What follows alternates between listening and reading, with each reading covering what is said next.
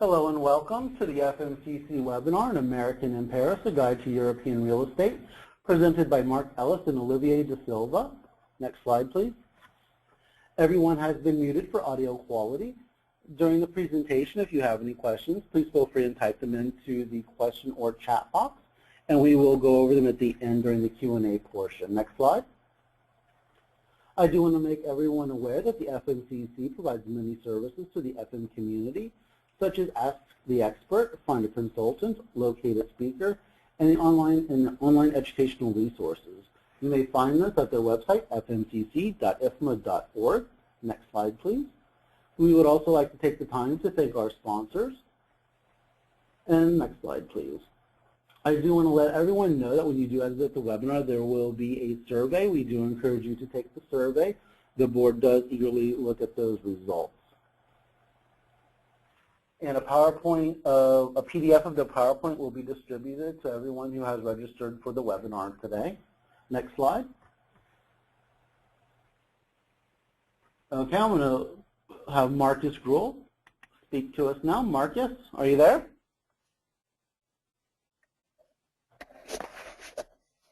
Yes. I want to welcome everybody on behalf of the FMCC board and the FMCC CREC team. I want to welcome the presenters Mark Ellis and Olivier da Silva. Next slide, please. Excellent. Marcus, I think I can take it from here. Thank you so much, first of all, to the FMCC and to you, Marcus, for reaching out and working in collaboration with the Corporate Real Estate Council and presenting this webinar. Most of all, I'd like to thank everybody who's joining the webinar today. Really appreciate your attendance, and hopefully you'll get a lot of great value out of this presentation today. We presented this actually at World Workplace in New Orleans. So if you were there and were able to come, hopefully with more questions, if you were able to attend the webinar, but if not, that's where this came from. So I'm Robert Mark Ellis. I'm a CFM in IFMA. I'm the current president of the Corporate Real Estate Council. And my day job, I just started a job with Nike. So I'm actually the Integrated Workplace Services Director for Nike.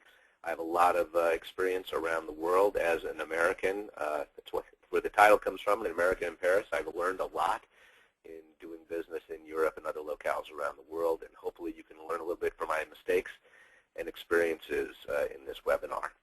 And before I let Olivier introduce himself, I wanted to let you know why I brought him in as a speaker.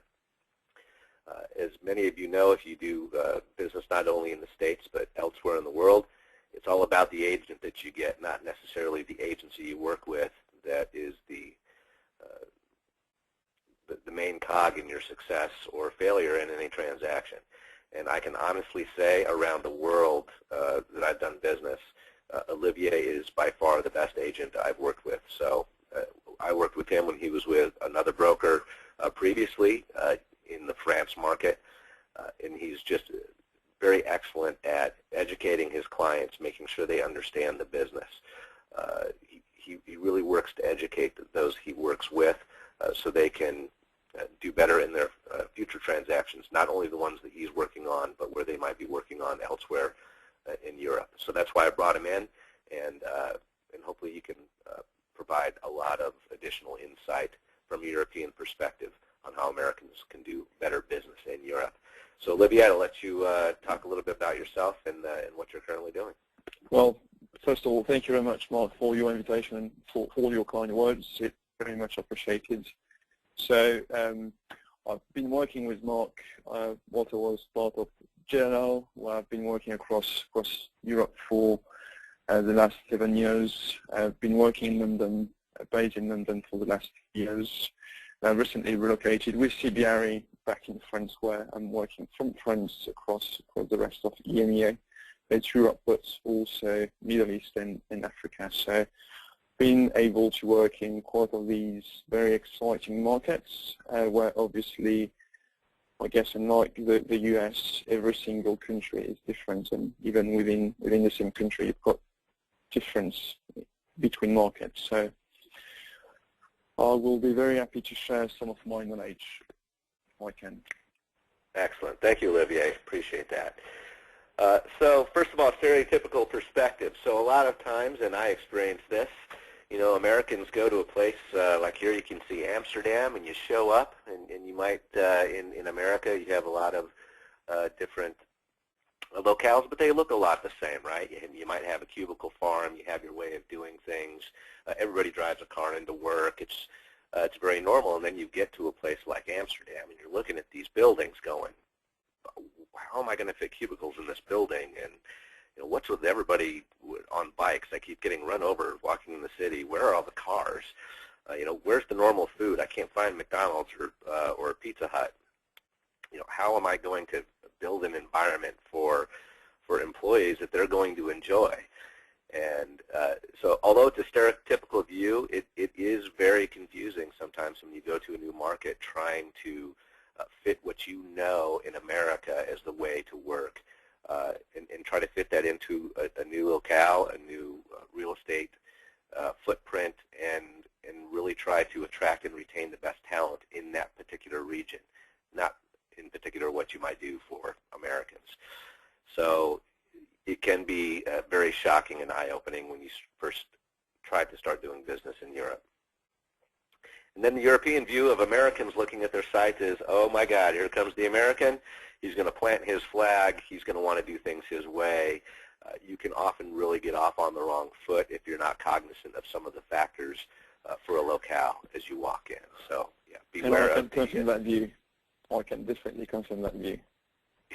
Don't take it wrong, so, please. But yes, you really do have to work to ingrain yourself with the culture. So that's what we're really trying to do today is to let you know the differences, not only from a transactional perspective when you're doing business in Europe, but also from a cultural perspective. What are the cultural norms for those particular markets? What are little tips and tricks that you can utilize, you know, to build friendships and productive business relationships with the folks there? And really just make sure that, you know, we want to lead you through some of the main markets in Europe, give you a flavor of the current market conditions, which is where Olivier is really the expert, just to give you a head start if you're looking to start a project in any of these regions, you know, what you can look for and what you can expect from a market condition standpoint. So some differences overall. Very important to not get confused when you're dealing with area. So, you know, in the States we're dealing with cost per year per square foot. When you're talking square meters, you just constantly have to do the conversion and be aware of it when you're negotiating and understanding what you're speccing out from a real estate perspective. It can get very confusing. You just have to stay right in your own mind what you're thinking about and dealing with. Also, you know, on that first point, don't forget the VAT. VAT is value-added tax. It differs by country, but it's similar to like a sales tax here in the United States, if you want to picture it that way. But you're looking at anywhere from like 18 to 22% normally. It can add a lot of cost to a project into your operating expenses operating in Europe. So don't forget that when you're doing financial analysis. Second thing, unlike the United States where the landlord pays both sides of the commission, in Europe most of the time each side is paying their own broker their commission rate. Now I prefer that method actually because even if the landlord's paying for the commission in the States, you're really paying for it. And they're actually getting paid usually a percentage of the deal on the landlord side. So it's, you know, as the landlord gets a bigger and better deal from you, that commission is being paid to your agent based on the economics of that deal.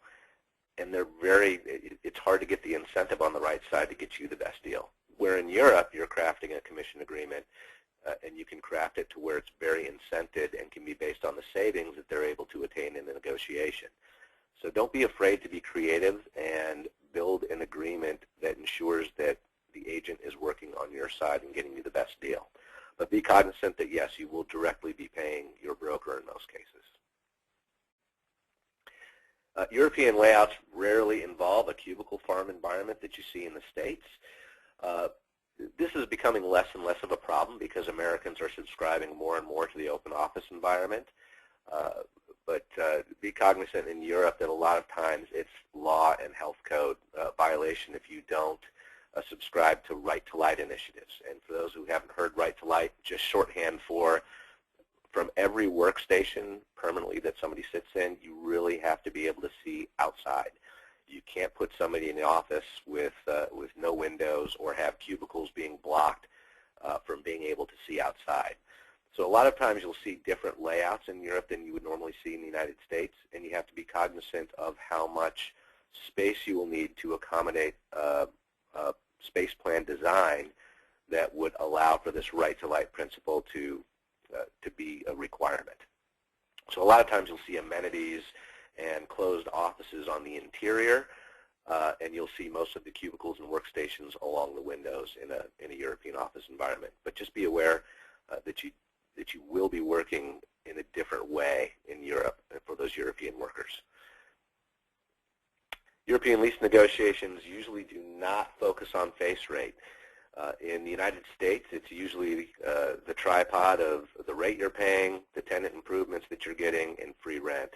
In Europe, they rarely touch the face rate. So whatever is the quoted rate is probably what you're going to end up paying. You really have to operate the other two levers, tenant improvements and free rent, when you're guiding your incentive negotiation. Don't expect for them to come down from 200 euros per square meter per year down to 160 in your negotiations. It's rare that that would ever happen.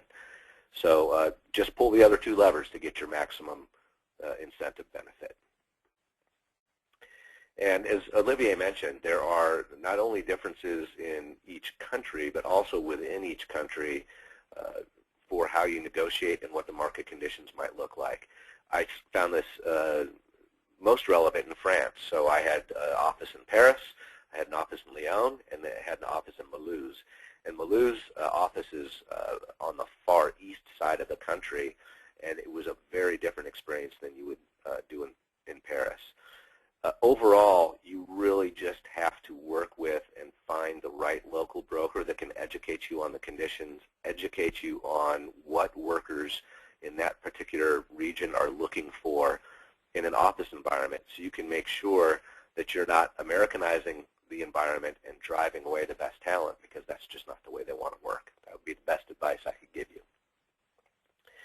One other thing on some differences overall, two others that are not bullet points on this slide to be cognizant of. Public transportation is huge in Europe. They have a very mature rail and subway system in most of the metropolises that you'll be doing business in, and you will not find quite as many people driving to work. So when you're planning, don't be shocked if there are not a lot of parking spaces that come with your space. Educate yourself through your HR department on who's coming to work there, how many people take public transportation, and when you're searching for sites, understand where those public transportation hubs are, so it's easy for your people to get to work. And as Americans, often we don't think of that, and it becomes an afterthought, and then you start losing your workforce because it's just too difficult for them to get to work. It's something as simple as that. So be cognizant of the public transportation facet when you are in Europe. Also a reminder, if you do business with Regis or other small executive office type of providers, in America it's often Regis or a very localized type of a self-owned environment that you would go after. In Europe, there are a multitude of providers. Don't get locked into Regis and whatever. And I'm not bad-mouthing Regis. I do business with them still. But there are other alternatives. Make sure your agent is well-versed if you're in these types of environments on what else is out there for you, so you don't get locked in and don't do your proper shopping and comparison of those environments. So the number one thing that you can do in Europe is really understand and respect the culture when you're in Europe. So one of the great benefits of being part of a council, whether it be the FMCC or the Corporate Real Estate Council, is the network that you have. So the Corporate Real Estate Council has a network of over 600 people. So you have your local agent you're doing business with, but also reach out and call your fellow members in those areas and get tips on what you have to do to be successful in establishing a beachhead in that particular region. Almost everywhere that I'm going to do business with new, I'm reaching out to one of our members. So utilize your IFMA network. It's very important in order to be successful when you go beyond the States. It's also very important in Europe, more so in the United States, that you really meet your team and the people you're going to be working with in a social environment before you start work with them. Plan for a dinner, plan for a lunch where you can sit down, share a meal, get to know them. Don't drag them to McDonald's or say, I don't eat that food. Really go with them, even if you have to be picky and choosy in the menu, and show respect for the culture and understand where they're coming from, and build a friendship before you start doing business in Europe. It will go a long, long way. Another tip I would add on top of this is learn, the 9 or 10 different phrases that you need to know wherever you go and do business. Know how to say hi and goodbye and thank you and or where's the bathroom in any of the languages that you might be doing business with. You're not expected to be fluent, but in order to just when you greet somebody, saying hi, my name is Mark in their language goes a long way, even if you butcher the language. And Olivier can testify that I think I speak great French and nobody knows what the heck I'm talking about. But they do appreciate that you're making the effort to at least greet and say hi to people in their own language. It goes a long way that at least you're trying and you're not trying to bulldoze them. Understand and communicate to your employer the differences, right? If you're an American-based company and they're not used to doing business in a lot of these locations, you really have to go back and educate your corporate team on what those differences are. Here's how we're going to have to tweak and do business to be successful here, and get them out of the mentality of running things the way that they do in the United States. So definitely understand and learn from your local personnel and your broker what the lay of the land is, and bring that knowledge home so you can make the best decision for your company. Also be aware that wherever you do business, it's going to be different regulations for construction, for regional or country regulations, for environmental, health, workplace safety. England, I put England, we're looking at you, because I've never worked in a more structured and strict environment for environmental health and safety than in England. In fact, you have to have a designated officer that is trained by the government, and only as you get more proficient do you not have to continue to pay for that training. So again, just little things that you have to be aware of. And Olivier, you can probably enlighten us in England how sometimes it's difficult to do business there unless you make those types of commitments.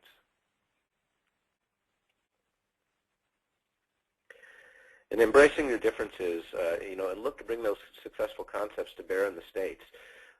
If they're doing it in Europe better or a different way, bring that back to your portfolio in the United States. I think that's really where the push for the open office environment and making sure general workstations are near the outdoor windows. I mean, it's the way people are learning and liking how to work, especially the young up-and-coming personnel that you need to inject new life into your company.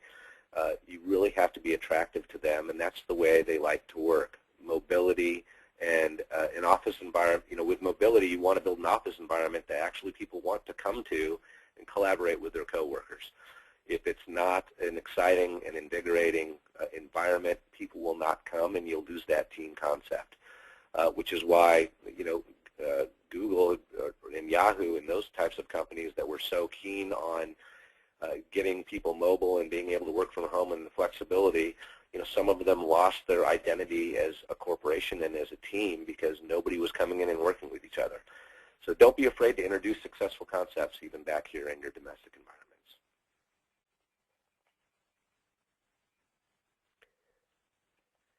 So I wanted to introduce you to some of the tools that you'll see as we go through the different markets. This one is a rental and European market condition clock. And I wanted to pass it over to Olivier to sort of explain how this looks and feels and how you can utilize it as you're going into new markets forward looking at the market conditions. Thank you, Mark. So that clock is a very simple tool which is updated on a quarterly basis to give a sense or a feeling on the market condition in the main cities across Europe. So depending on the quarter you're looking at, either it's the top right hand corner, you're looking at a rent which is clearly falling drastically sometime, especially in Kiev, for example. Or if you look at the quarter on the right-hand side at the bottom, meaning that we are what we believe is at the lowest level of the market or about to be. On the left-hand side at the bottom, we feel a sense that the rents start to grow again, usually when there is economy which is picking up.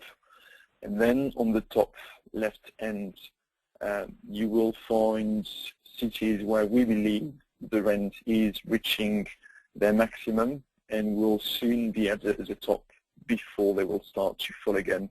And the circle is going round and round again, depending on the economical cycle we're in each of these cities and each of these countries.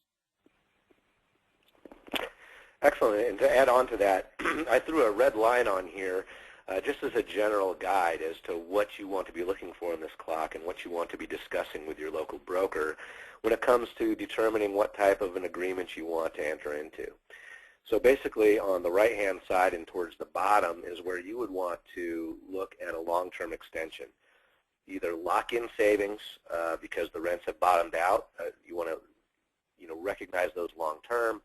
Try to take advantage of that market condition and go back to your landlord and say, hey, I'm going to fill your space for 9 years. Let's lock in these prices. They're going to be happy that they have their place filled. They might not be happy about the price, but you really have to look at locking in those savings. On the upper left-hand side is where things are peaking when it comes to price, and inventory might be low in a particular market.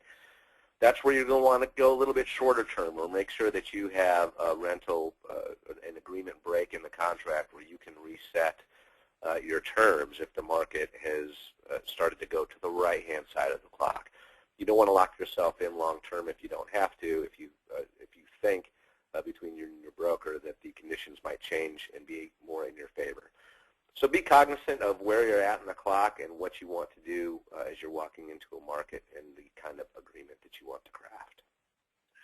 So maybe, Mark, if I can give some kind of example on that clock. Typically, Kiev, I don't know how much of the events which are going on for the past few months have been reported in the US, but basically there is a clear uncertainty on the stability of the country. So, obviously the rents are falling down drastically, and if you have any location in Kiev, you can enter into renegotiation and grab some great savings. The last lease renewal I did 3 months ago, I've achieved 80% rent decrease.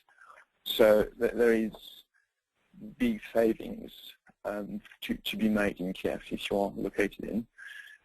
Geneva, Zurich, typically we believe the rent is lowering mainly because of the change of regulation. Switzerland was really appealing for corporate clients to set up headquarters mainly for tax reasons. The change of regulation made it much more transparent. So now the corporate occupiers are mainly moving out of Switzerland because it is no more appealing. So obviously the rents are lowering. I take the whole Europe, Athens, Barcelona, Bucharest, Budapest, Brussels, Copenhagen, Madrid, Milan, and Paris at the bottom of the clock. Basically, I think all occupiers are in a wait-and-see mode. So the economy is picking up. So we are clearly at the bottom, and we expect the rent to increase again. So if you have any deal to be made in these countries in Europe in general, that's the right time to do it. Because if you want to move to look at London, typically it's too late. And although 1 year ago it was clearly at the bottom. Now the rents are rocketing because clearly the economy is now booming in the UK. So just to try to give you a sense of what this clock and the rental clock try to reflect from the local economy. So Olivia, thank you. This illustrates a perfect point of why it's advantageous to find a great real estate profile manager that you can work with in country or in region to get that kind of insight as to what's happening around the economic state of that particular region that is affecting these rents, so you can maximize the negotiations for your deal. So Olivier, thanks for that insight. That's exactly what you'd be looking for in a good partner there. So we're going to move on to some of the key markets and give some tips and tricks of what you can expect there. First is the United Kingdom. Just to let you know that rate is listed in pounds per square foot per year. So we're used to the square foot per year, but it's in pounds. So make sure that you're doing the proper currency conversion and understand what you're getting yourself into when it comes to your total cost outlay. It's got the heavily regulated HS&E, which we talked about, health, safety, and environmental. Make sure that you know the local regulations, and especially in construction, that you are building a sustainable environment according to those regulations. We've seen a lot of onerous reinstatement provisions in England as I've done business there. You know, this is a cost that oftentimes we don't focus on a lot because it's as you're going to be leaving your space. But if you don't negotiate that type of provision in England, a lot of times you get stuck with, you know, having to bring it back to a bare shell or even reinstate some things to the level that the landlord wants you to. So don't ignore your reinstatement provisions in a place like England. It can get onerous. And oftentimes you find a very long lease term in the United Kingdom. The first transaction I ever did in Europe was outside of London. It was at the height of the landlord, the market terms were in favor of the landlord, and we ended up having to sign a 15-year deal with no breaks at pretty much the height of the market. So be aware that you need to negotiate some breaks in there if you can, especially if you were negotiating at that high point. Olivier? Thank you, Mark. Yeah, just want to add maybe that unlike the rest of Europe, there is no codes in UK. It's all about court cases. So although in most of Europe you cannot negotiate much of the legal terms of your lease, you could negotiate absolutely everything and anything within your lease in UK. So that's very specific to the UK in Europe. And to the point of the service charge also, although the obligation can be definitely out of control, occupiers tend not to look at, to look only at the rate listed per pound per square foot per year instead of looking at the overall cost of each building. And typically, if you want to try to achieve some quick savings, quick wins in the UK, go for service charge audit, and usually you can find some quite fast to cut and savings to achieve. Also, if you have some empty properties in UK or with some property with a low density occupation, you can make some steps toward the local authority and get a reduced tax rate for empty properties. So that's two examples of quick tips where you can achieve some savings. Again, very specific to the UK. All right, we'll move on to Germany. Picture of some of my German friends there.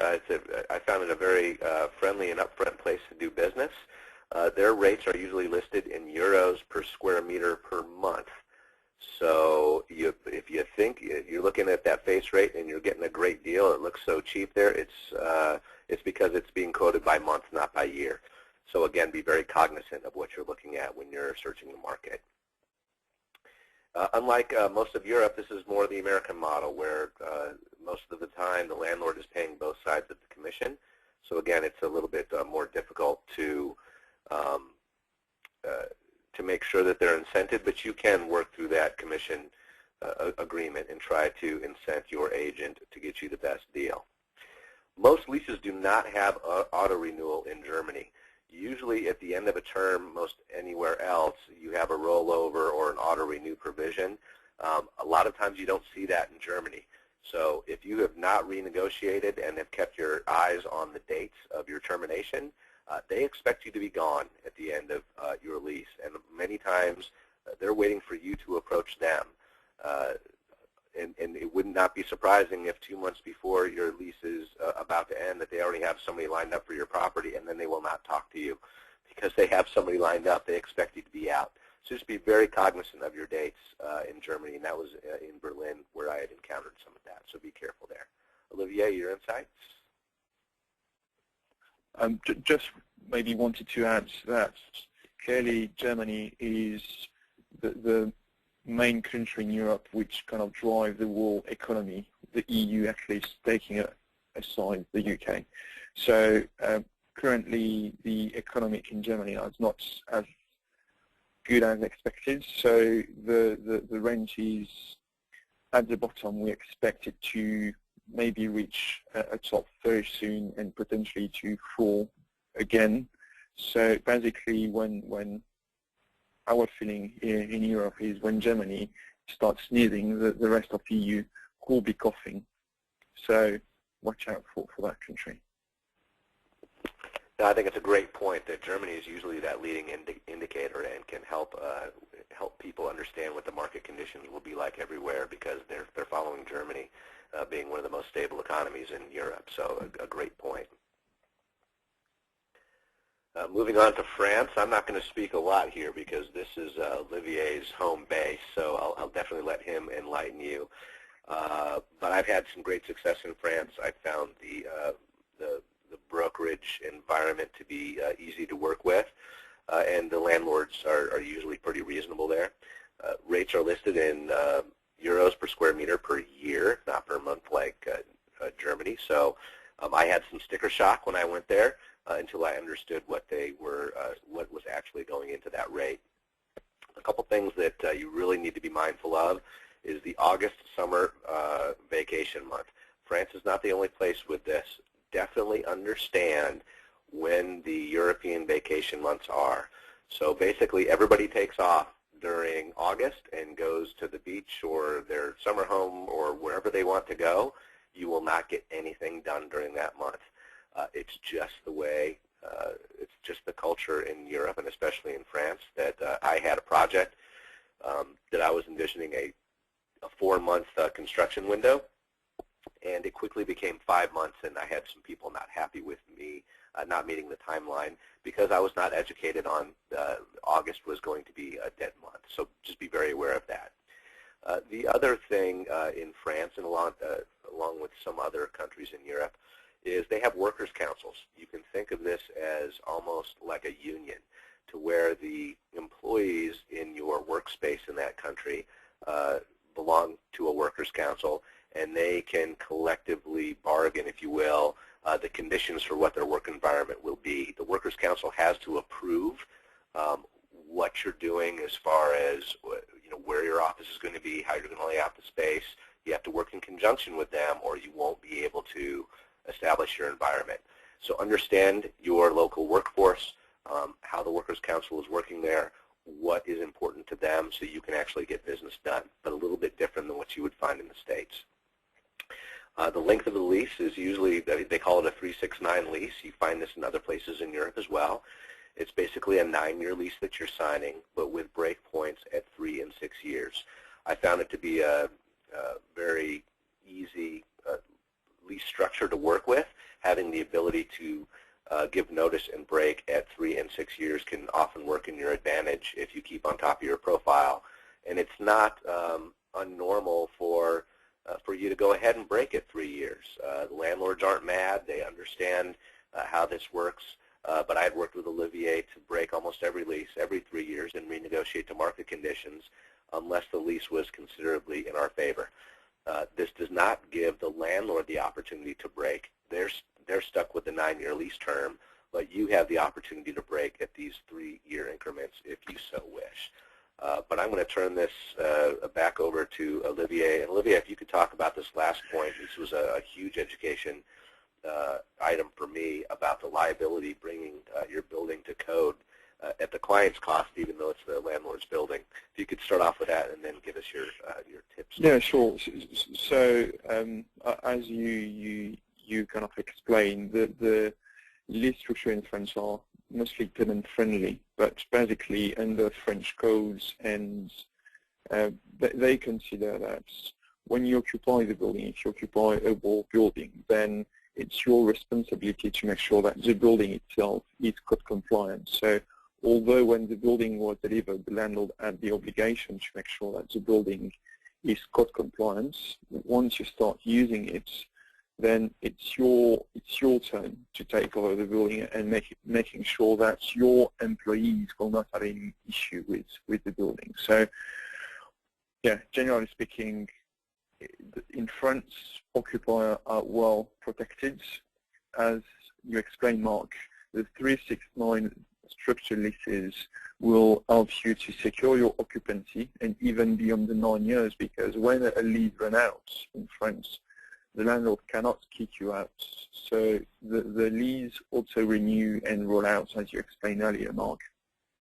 But furthermore, if the landlord wants to kick you out for any reason after the 9 years, he'll have to pay you a premium, a penalty, to say, sorry, Mr. Tenant, I want you out. So then you can negotiate that premium that you can get if the landlord wants you out. But again, it's very well regulated, and you can be well protected. Maybe one point on the indexation. By law in France, your rent will increase, as in most of the country in Europe, and I expect in the US, based on the CPI index. So in France, the CPI index is called, the old one was called ICC, the new one is ILAT, which is much more stable. But if you have an old lease, a lease which is more than 24 months ago, basically, you're still under the ICC, and this one tends to increase drastically over the years. We sometimes see some years with a 10 to 15% rental increase, which is massive. But by the law, if your rent increase over 25% from the date you sign the lease, then you are entitled to renegotiate the rents down to market rates. So basically, because the current markets in France are really at the bottom, if you feel that you have a lease which is more than 7 to 8 years old, then it's definitely time to renegotiate it, even if you do not have any break option at the time, just by using this specific law allowing you to renegotiate the rates. No, that was a great tip. I didn't have any idea that you could do that. But yeah, if your break option is behind you, or you're facing these huge increases because you have this ICC indexing, make sure to take advantage of, hey, it's raised over 25%.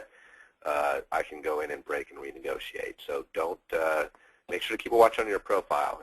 If your portfolio is not if you let it go and you're not guarding against that, it can be a huge cost increase every year. Then we move to Spain. Spain is in euros per square meter per month. So again, this is not a year. They're usually quoted by month, so don't think you're getting a great deal. You're paying 12 times that to get your annual rate. But again, be aggressive in your deals and extensions in this market. Spain, I know Olivier is going to talk a little bit about the recovery there, but now before it recovers substantially is the time to negotiate long-term extensions. Some other things to look at is the maximum security deposit you have to pay is 2 months. Oftentimes landlords will try to get you pay a little bit more than that, but by law you don't have to give more than 2 months. And if you go longer than 3 years, which is the standard lease term there, you are really able to get significant incentives, because the landlords are not used to people coming up and saying, hey, we'll sign on for 5 years or sign on for 7 years. They love that, and a lot of times they will give you significant incentives in order to guarantee their occupancy. Olivier? Yes, I mean, clearly all the indicators are here to say that the rent in Spain will drastically increase shortly. Basically, the vacancy rate, although it's still around 12% as we speak, is lowering down very quick, because it was close to 15% about 3 months ago. So it's really, really booming. The economy is clearly picking up. And there is not much construction coming up, just because all investors stopped building buildings about 6 years ago. So if you want to strike again in Spain, that's the right time to do it. If you wait just 3 to 6 months, it will be too late. So anybody has any property in Spain or want to go there, do it now. As far as the Netherlands goes, a place where I've done a lot of business actually, rate is in euros per square meter per year. They also have August as their summer vacation month, so be aware of that from a construction and project perspective. They also have workers' councils, much like France, that you have to work with, so be cognizant of that. And I would like just to say it's an interesting place to do business. Every time I've had an agreement there, it's very subject to interpretation by the Dutch people and the Dutch law. It's very rare to be able to bring a contract and say in black and white, this is what it says, because it's everybody's interpretation of what that means that can hold a lot of weight. So my recommendation, if you're going to do business in the Netherlands, find a good Netherlands attorney that knows how things will be interpreted in a Dutch court of law, and make sure that they're on your side. It would not be a bad idea to retain them long term, just to make sure that when you do come upon disagreements, that they're representing you. Being an American and trying to state your case in a Dutch court of law against a Dutchman on the other side is not going to go well for you. So it's just one of those areas where I would warn you to make sure you have an in-country ally working with you on your agreements and how they would be interpreted. Olivier? Yeah, no, that's I think one of the key points to have in mind in this market. In Netherlands, you will quite easily end up in a court of law to try to defend your position, because that's their culture. They're just not willing to mitigate, unlike the Italians, Spanish, Portuguese, or French people. They rather prefer to go to court and let the judge interpret or take the decision on behalf of both parties. But then on offices, in terms of occupation, bear in mind that in Netherlands, the environment and the workplace is key for the employee, maybe more than anywhere else in Europe. Maybe in the Nordics, it's kind of similar approach. So the fit out is key for the employees in Netherlands. So that's really important to have in mind. That's a good point, Olivier, because when I was in the Netherlands doing business, the Workers' Council was very adamant about how they needed the workplace to look down to the finest detail before they would approve the plan. So you're right, they're very cognizant of what their workplace will be like. So as you're entering into discovering what properties you want, or where you want the office, or how close it is to public transportation, work closely with the Workers' Council.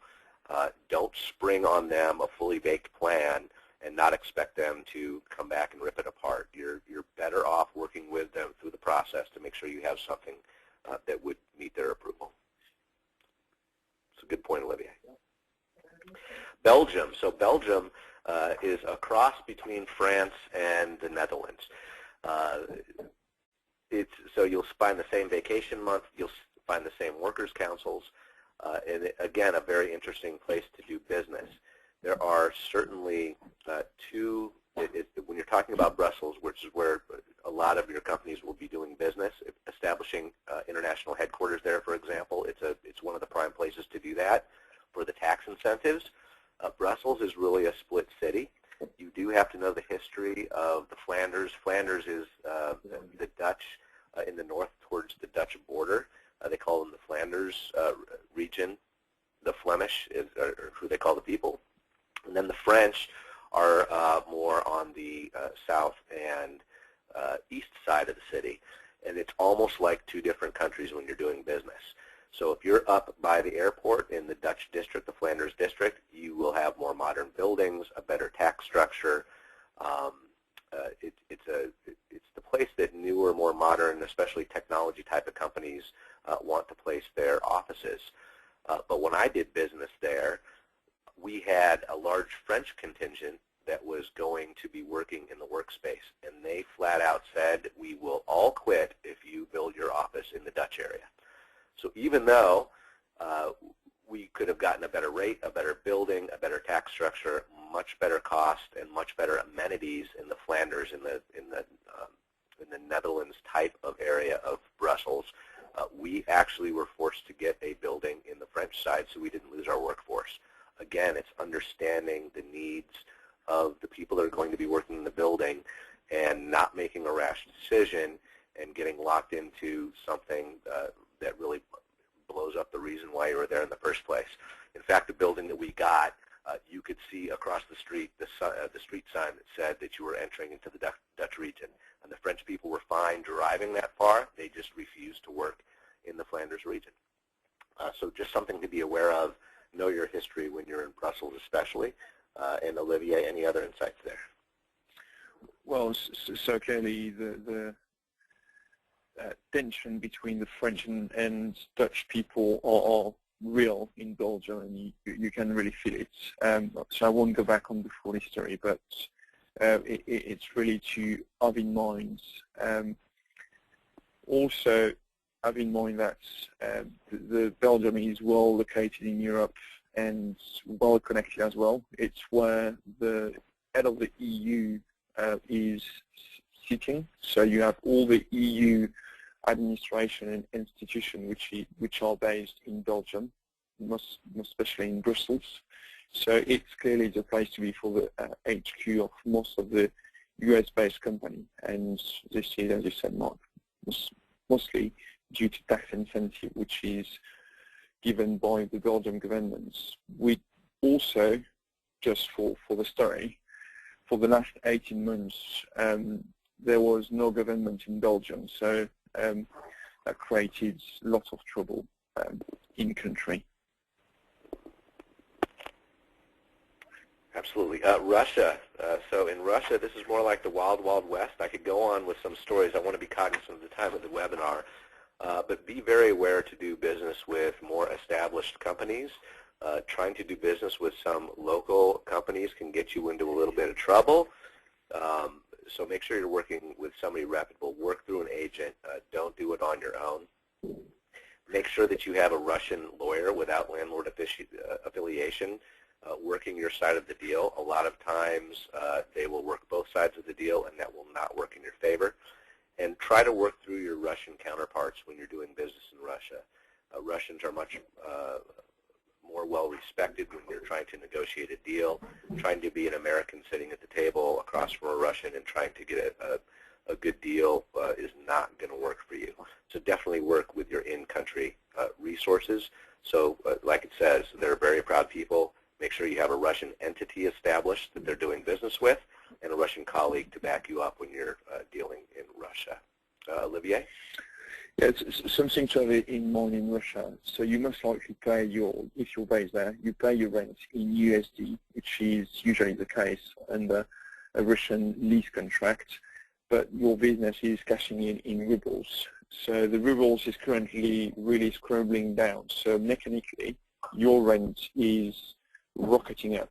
So if you can get back to your landlords and get your rent paid in rubles as your business is cashing in, that will be very beneficial on your P&L. So watch out for that. It's a great point because the last time I was doing business in Russia, we did have our rents in USD.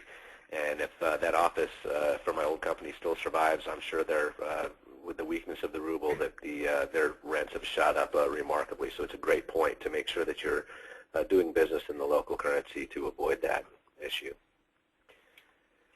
In Italy, I would just add from a cultural perspective that out of anywhere that I've done business in Europe, food is very important in your relationship. If you're going to go out to dinner with your coworkers or your real estate team, do it in Italy.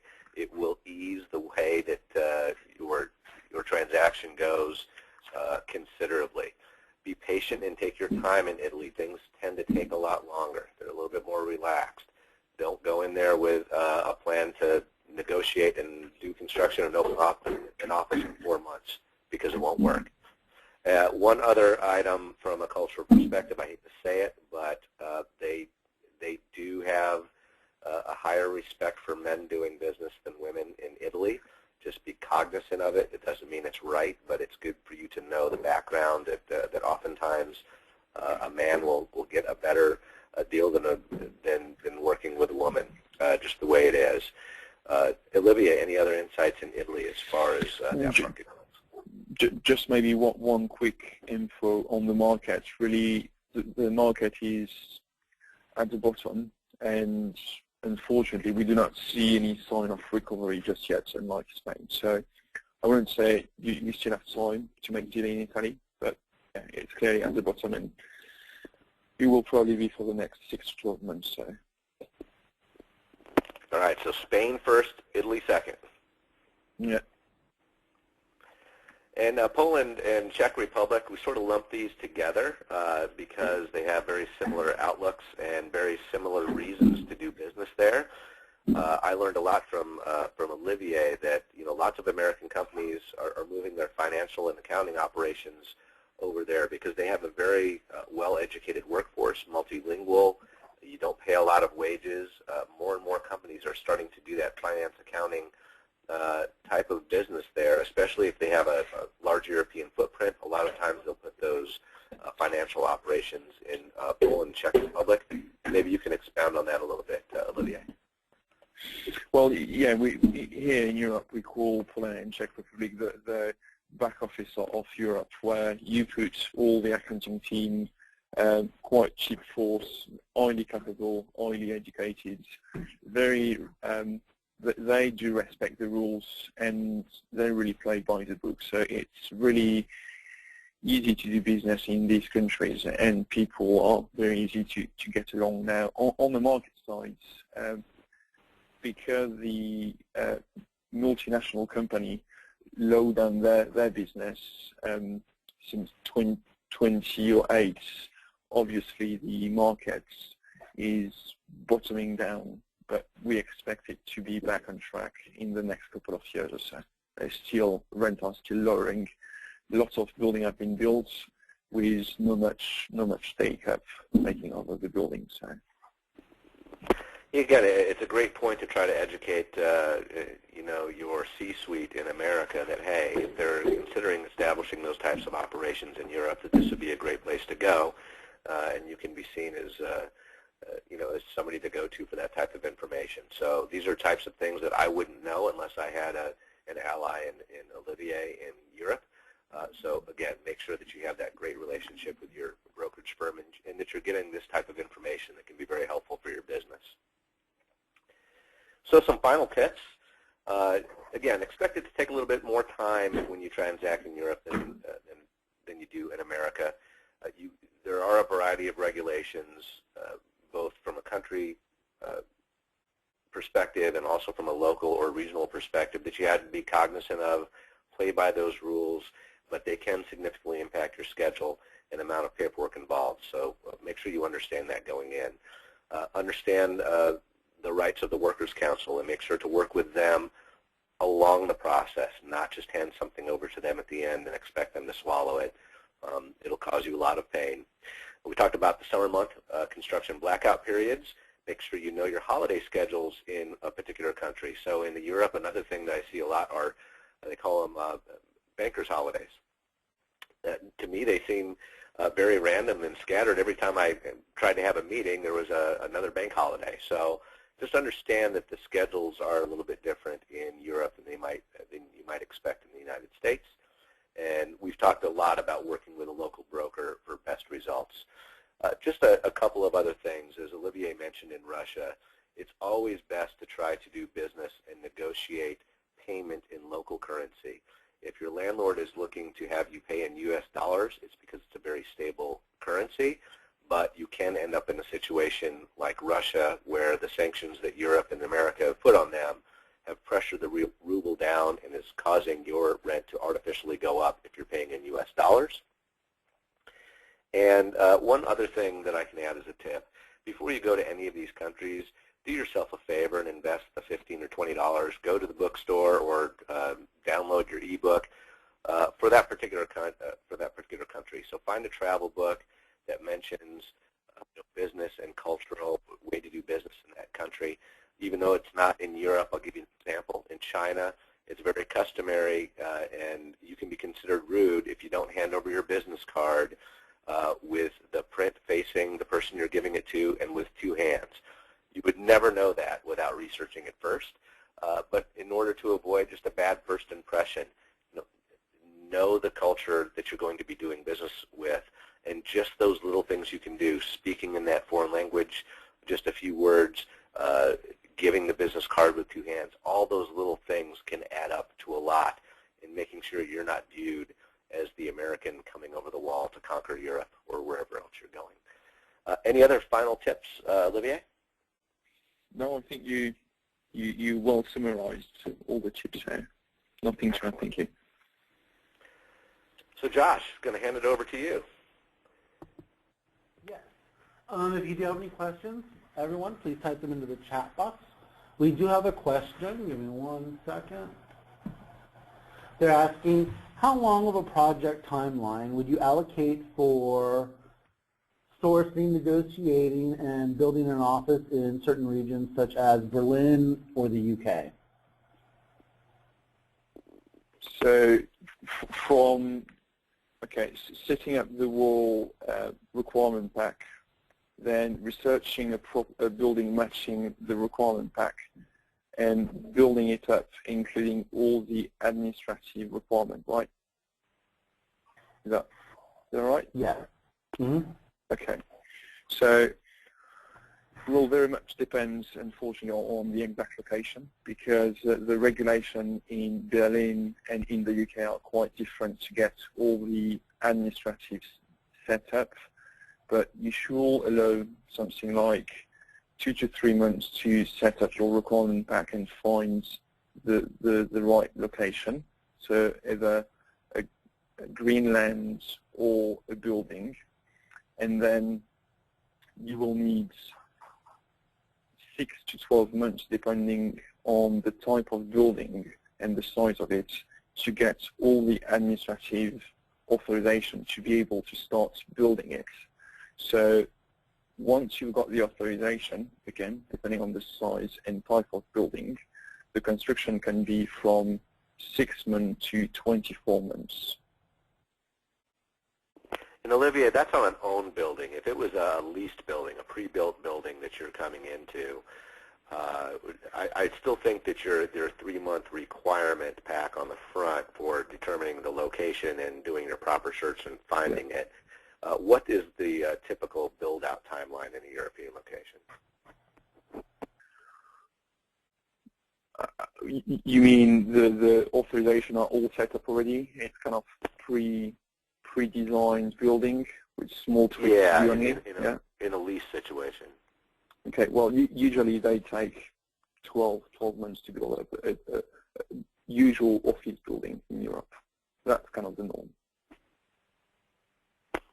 Yes, I was going to say the same thing. I've been finding 12 to 15 months is more reasonable, because you do have to take the 3 months to find the right building. Then you're doing the paperwork to authorize, taking into account a potential construction off month.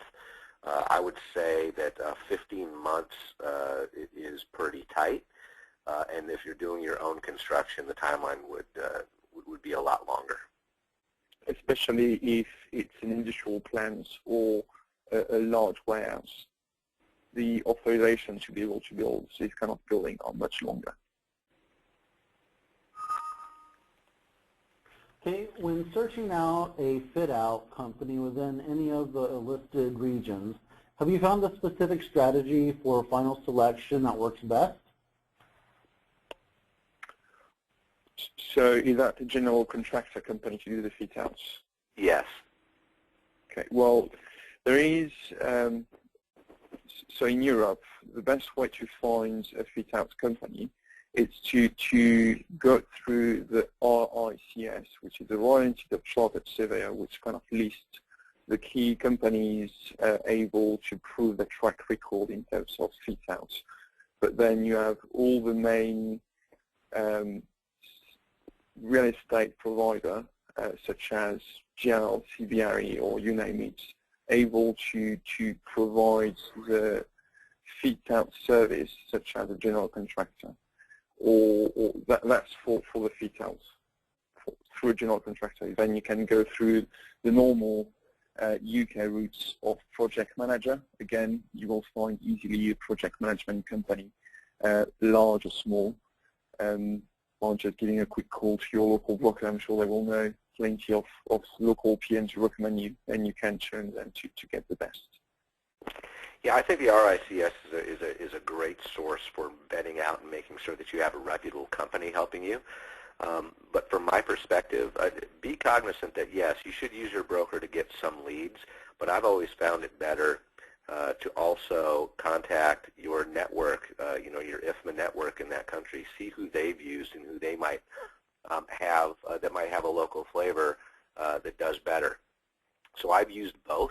In fact, in France, in working with Olivier, I had worked with a recommended provider in Paris, but we went with a local provider in Mulhouse because we weren't seeing, the value in using anybody else but somebody that was local there.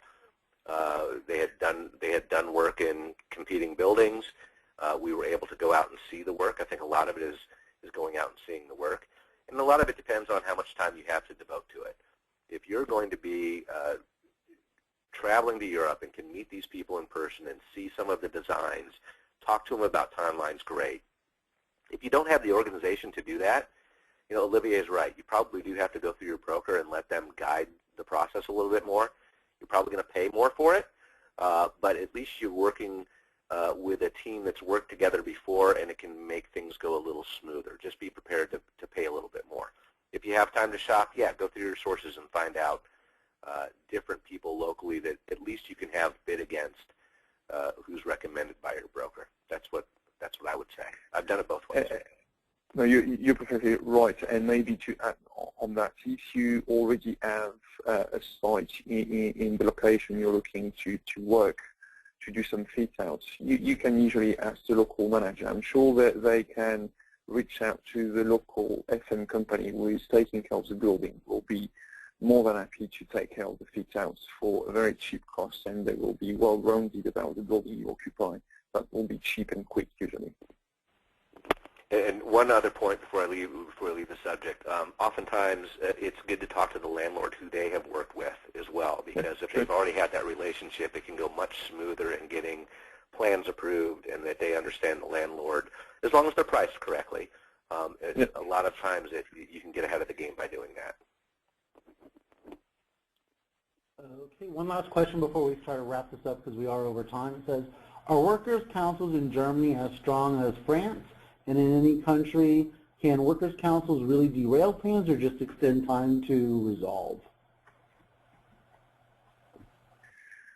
So it's usually all about time. I mean, I've never seen any project getting completely cancelled due to an issue with a work council or the union. So in Germany, it's slightly different, where it's much more collaborative than in France. In France, you usually do your own work and then submit to the work council, and then get back and forth in terms of discussion. So it's all about the delay, but usually, unless there is a big issue with the project, I've never seen any project getting stopped due to a work council.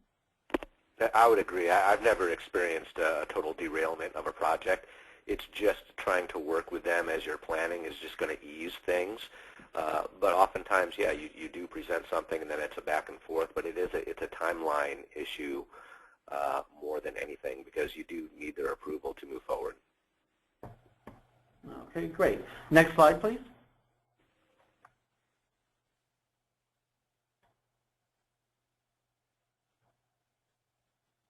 Okay, we want to, speakers, if you have any questions, feel free to reach out to Mark or Olivier. I'm sure they'd be happy to help answer any questions you have. Next question. Next slide. Yeah, just real quickly, as president of the Corporate Real Estate Council, I would be remiss without inviting everybody that's attending the webinar today. You can have dual membership in councils if you like this type of subject matter, and I know the next webinar for the FMCC also is real estate related. We invite you to join our group. We would love to have you. In fact, we're going to have a webinar the day before the next FMCC webinar that goes a little bit more into the Corporate Real Estate Council strategy, what we're trying to accomplish, and what members can do to help. So if you're interested, please email me, crecprez@gmail.com. I'll be happy to answer any of your questions and certainly invite you to meet with us. We represent well at all the IFMA conventions. So Facility Fusion coming up, World Workplace, come and find me and say hi. I'd love to talk to you and talk to you about the benefits of being a member of CREC if you so wish. Great, and I do want to let everyone know that the next FMCC webinar will be Blessed Are the Placemakers, for they shall inherit the real estate market, February 19th. I'll be sending out information on that shortly, so you can register. I look forward to having everyone there. Next slide, please. Okay, the FMCC does like to make everyone aware of the other councils that are out there that you can join and reach out to for information on any project, etc. And so we just want to let everyone know what's available to you. And I do want to thank everyone for joining us today. It was a great presentation. Thank you, Mark, and thank you, Olivier. You did a great job. Thank you, everyone. And thank you for having